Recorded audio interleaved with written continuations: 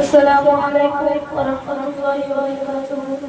আপনাদের সঙ্গে আমি একটা গল্প বলে শুরু করছি। সবাই মনোযোগ দিয়ে শুনবেন, আশা করি ভালো লাগবে। মা আমিনার বাংলা ঘরে নূর ঝরে যায়, মা আমিনার বাংলা ঘরে নূর ঝরে যায়। সেই ঝরেতে সারা ভুবন আলোকিত হয়, সেই ঝরেতে সারা ভুবন আলোকিত হয়। মা আমিনার বাংলা ঘরে নূর ঝরে যায়, মা আমিনার বাংলা ঘরে নূর ঝরে যায়।